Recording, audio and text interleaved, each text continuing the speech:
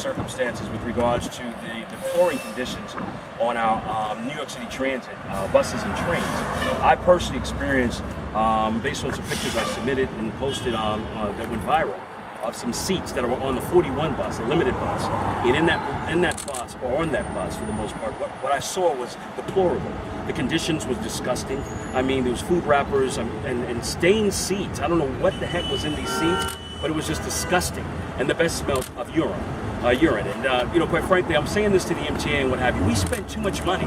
If you look at the number of riders times the amount of dollars that we spend riding these subways at $275 a person and more than 1 million riders, put those numbers together and tell me what are we paying for?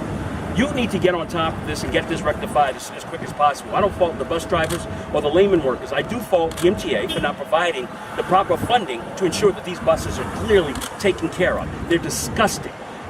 Women can't sit down, and put themselves in a position to sit on this kind of filth, and nor can men. So with that being said, correct this problem and correct it down. It's disgusting. It's deplorable, and we're not going to have this. And if it doesn't get changed real quick, you will see us boycott these buses until you fix this. And then you won't see what kind of dollars will come into the MTA, for the most part, for you guys to fatten your pockets and us to ride like we're poor people. Buses, these lines, the 46 to 41, these are all in Brooklyn. Then turn around, the Q77 rather, in Queens. Some buses in the Bronx. I think it was the BX17 or something to that effect. But there's a number of them, and the problem of the matter is one bus too many is a problem.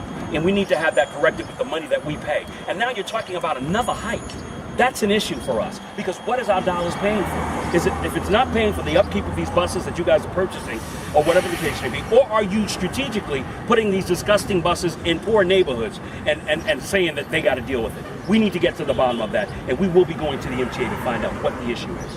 The MTA did say that they don't discriminate, that they're legally not allowed to discriminate, so what do you... Well, that's actually the political correct answer, and what have you, but if you look at the buses, let's make a determination on how many of these buses are in the communities or in poorer communities that are under these conditions. The B26, for the most part, you don't see the newer buses on that line particularly, and if I'm wrong, correct me, because I've never rode it, and I used to ride that bus all the time. Be it as it may, the problem is fix the buses, clean them, so that way we feel more, appreciated and respected for the monies that you're taking out of our pockets.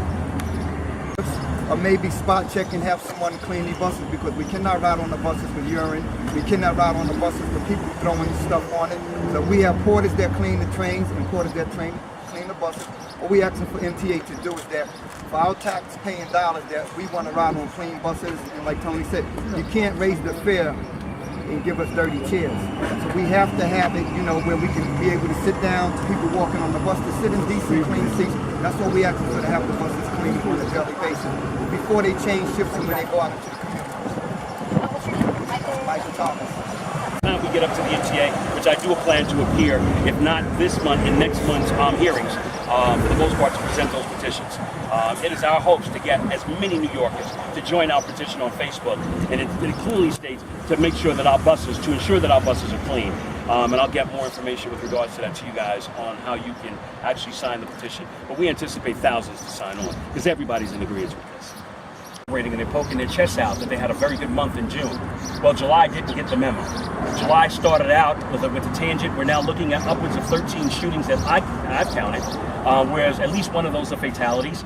Then you talk about the number of stabbings that have taken place, and one just this early this morning where that was fatal. So we can't celebrate right now.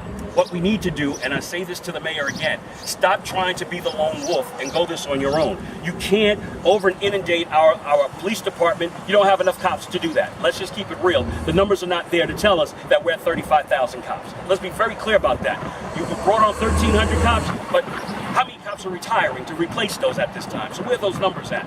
So let's not fool the public. Let's be very clear about this. Let's give Bratton the tools that he needs to work and give our police officers the backing that they need to do their job. But at the end of the day, we are not celebrating that there is a ceasefire in our community. There is not. 13 people shot, guns going off, and numerous amounts of shots fired.